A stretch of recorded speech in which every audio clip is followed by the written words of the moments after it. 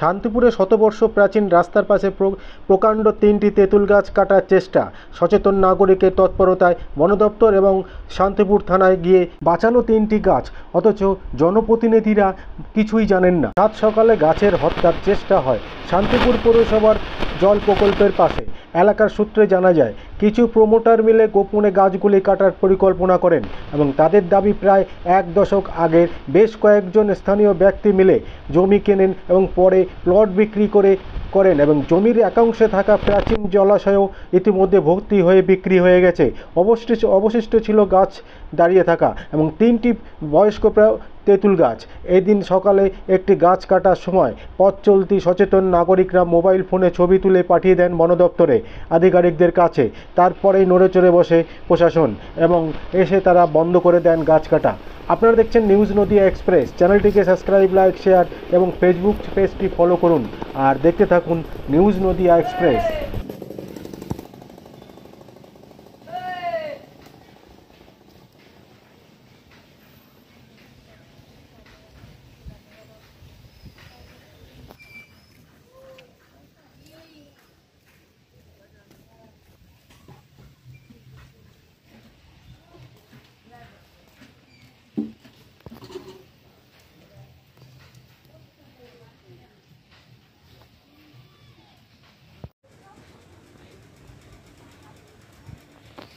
আমাদের যদি আবার দ্বিতীয় হিসাব ধরে থাকতো যে ম্যাডাম ছিল আগে, তাহলে আবার কোনো ব্যাপার ছিল। আপনারা ওই ডিপার্টমেন্টে এসেছেন ছোটর কাছ থেকে কজন শেয়ারে মিলে? 4 জন। কি নিয়েছেন? পুকুর। আর এই যে গাছগুলো রাস্তার পাশে 3টে তেঁতুল গাছ, সেটা ও গাছ আমরা নেই, গাছ পাবেন না। তো গাছ কাটা হচ্ছে, তাহলে জানেন না আপনারা? না, আমাদের তো গাছের মালিক কে জানেন? গাছের মালিক তো আমরা যখন পুকুর নিয়েছিলাম তখন ছোট ছিল মালিক, এখন কে আছে তা জানি। আচ্ছা, এই কাগজটা আপনাদের কাছে নেই? গাছের কাগজ আপনাদের কাছে নেই? গাছের সম্বন্ধে আমাদের কিছু নেই। আর এমনি কাটা হচ্ছে সেটাও জানেন না? না। অনুমতি তো নেওয়ার প্রশ্ন না হচ্ছে না, না। আমাদের কারা কাটছে জানেন? না, তাও জানি। কি নাম আপনার? নাম কি? আমার নাম হাজারি বিশ্বাস। এই জায়গাটার নাম ওই ওটা জল প্রকল্পের পাশে নাকি তেঁতুল গাছ? আপনার ওয়ার্ডে এই শতবর্ষ প্রাচীন 3টে তেঁতুল গাছ কাটা হচ্ছিল, সেটা বন দপ্তর আর পুলিশ আটকে দিয়েছে। এক্ষেত্রে তো গাছ কাটতে গেলে যেটা নিয়ম রয়েছে শহরাঞ্চলের ক্ষেত্রে, গাছ কাটতে গেলে চেয়ারম্যানের এনওসি লাগে, সই করা। সেক্ষেত্রে কি এখানে নেওয়া হয়েছিল? আপনি কি জানতে পেরেছেন কিছু?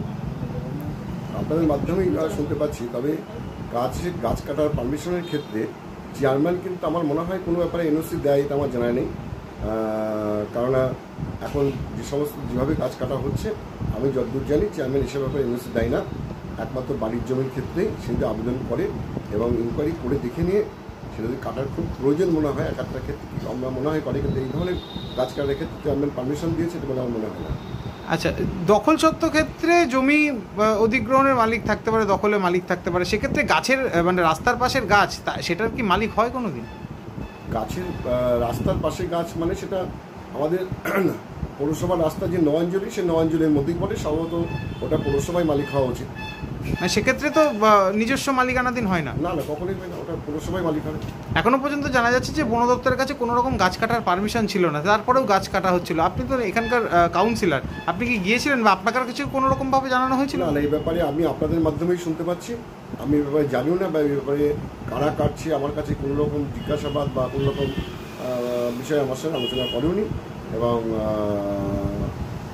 তেঁতুল গাছ একটা দুষ্প্রাপ্য উদ্ভিদ, শতবর্ষ প্রাচীন। এইসব গাছগুলো বিশেষ করে তার নিজস্ব জমিতেও নয়, এবং রাস্তার পাশে নয়নজলি, যেটা পৌরসভার রাস্তা, আমার মনে হয় অন্তত পৌরসভার বিষয়টা উদ্যোগ নিয়ে কাটা, যদি কাটতেই হয় আমার মনে হয় কাটারও কোনো প্রয়োজন ছিল না।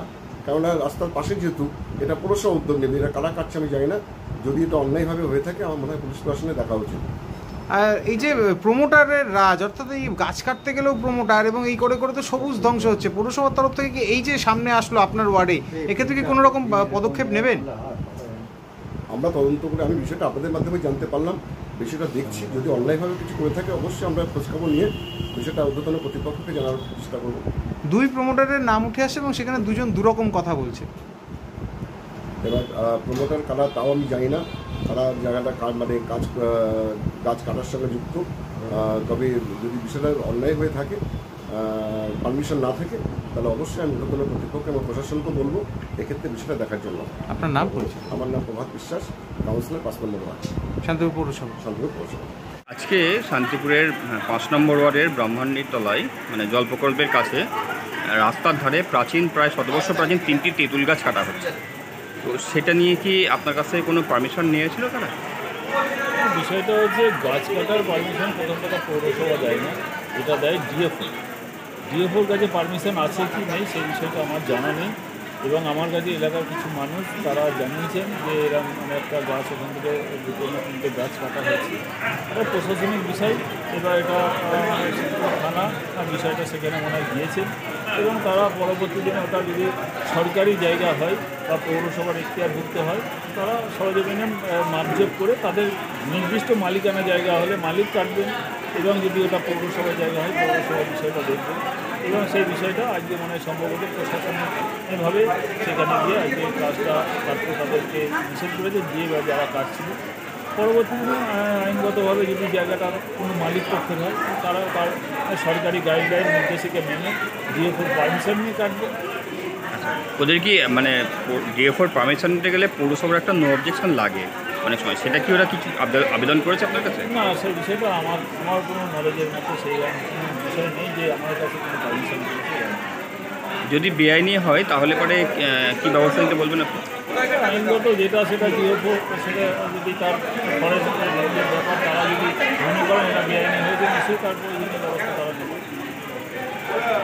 5 নম্বর ওয়ার্ডের বাঘাযতীন পাড়ায় আজকে প্রকাশ্য রাস্তার পাশ থেকে 3টি গাছ তেঁতুল গাছ 100 বর্ষ প্রাচীন গাছ কাটতে উদ্যত হয় স্থানীয় কিছু প্রমোটার।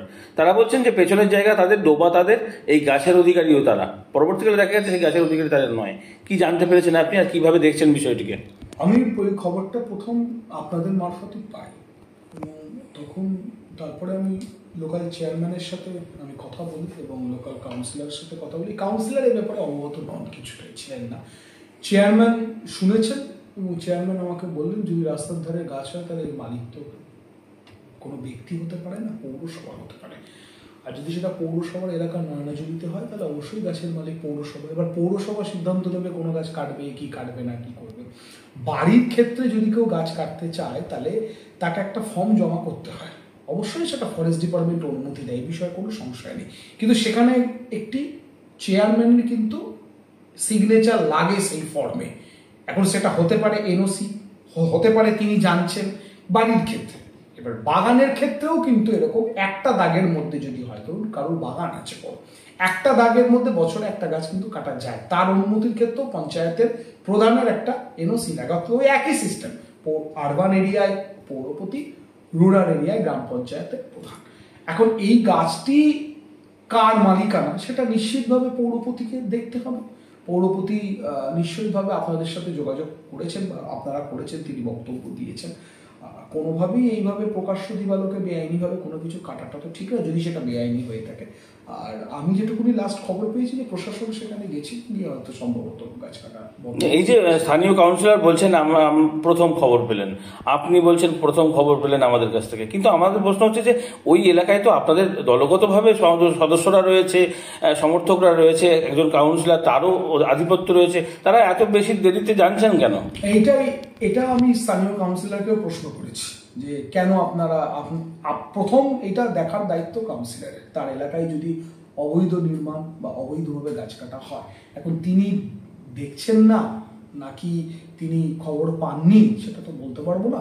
তবে তিনি খবর পাওয়ার সঙ্গে সঙ্গে নিশ্চিতভাবে পৌরপতিকে জানিয়েছেন এবং পৌরপতিও কোথাও জানিয়েছেন, তাই প্রশাসন তার ব্যবস্থা নিয়েছে। বন দপ্তরের ক্ষেত্রে মানে আপনারাও তো বনসৃজন করে থাকেন, অরণ্য সপ্তাহ পালন করছেন, কেন্দ্র হোক বা রাজ্য সকলেই গাছ লাগাতে। এখানে কোনো তৃণমূল বিজেপি না, হ্যাঁ সকলেই এই ব্যাপারটাকে তৃণমূল বিজেপি না, আমি বলছি সকলেই উদ্যত সবুজ বাঁচাতে। 100 তাহলে বিজেপি বা তৃণমূল এর মধ্যে কোন রকম কোনো যুক্তির করার কোনো জায়গায় নেই। কারণ অবৈধ গাছ কাটাকে বন্ধ যদি আমরা না করতে পারি তাহলে আমাদের ভবিষ্যৎ প্রজন্ম থাকবে না। তাহলে ভবিষ্যৎ প্রজন্ম যদি নাই থাকে তাহলে তারা রাজনীতিটা কাদের নিয়ে করবে? ঠিক আছে, সেখানে এটা এখানে দলগত কোনো ব্যাপার না। সবুজ রক্ষার দায়িত্ব সকলের 100 সবুজ রক্ষার দায়িত্ব তৃণমূল, সিপিএম, বিজেপি, কংগ্রেস সবার। এখানে কোনো সংশয় কিচ্ছু নেই। আমাদের যেটা বক্তব্য সেটা হচ্ছে প্রশাসন তার ব্যবস্থা নিয়েছে, প্রশাসন তার আইনত প্রশাসনের সঙ্গে কথা বলেছেন? আইন প্রশাসনের সাথে কথা বলেছি। প্রশাসন উপযুক্ত প্রমাণপত্র চেয়েছে তাদের কাছে, তারা যদি জমা করতে পারে খুব ভালো, নাহলে গাছ কাটার যে নিয়ম আছে, অবৈধভাবে গাছ কাটার যে বন দপ্তর থেকে পরিষ্কার বলে দেওয়া হয়েছে তাদের কাছে কোনো রকম অনুমতি নেওয়া হয় না। ব্যাস, তাহলে বন দপ্তর যা ব্যবস্থা নেবে, আমাদের তাতে কোনো আপত্তি নেই, আমাদের সঙ্গে তাতে কোনো অসুবিধা নেই। আর 100 বছরের কাছাকাছি যে গাছগুলো, সেই গাছগুলো তো রাস্তার পাশে একই অবস্থান করছে পরপর, একদম পিচের রাস্তা ঘেঁষে, সেখানে তো রাস্তারই হওয়ার কথা, এটাই তো স্বাভাবিক। 100বার এবং সেটা পৌরপতি তো বলেছেন, আমি শুনলাম পৌরপতির সাথে আমার ফোনে কথা বলেছে, পৌরপতি তো বলেছেন যে আমি দেখছি এটা। শুধু তো দুজনের বক্তব্য আমরা পেয়েছি ওখানে, কিন্তু আরো প্রমোটাররা আছে, এই সকলের ব্যাপারে ব্যবস্থা নেওয়া হবে। এইটা কি প্রমোটিং চক্র?